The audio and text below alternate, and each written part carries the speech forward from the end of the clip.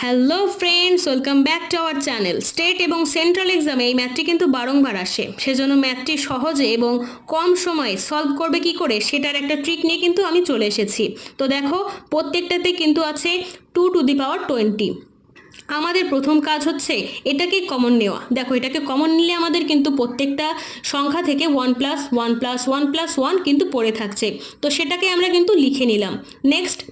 Next আমরা 2⁻20 লেখার পরে দেখো, এই যে এখানে ডট আছে, মানে এখানে একটা গুণ চিহ্ন আছে, সেটাকেই লিখলাম এবং সংখ্যাগুলোকে আমরা কি করলাম, সংখ্যাগুলোকে আমরা যোগ করে দিলাম, তো যোগ করে 4 হলো।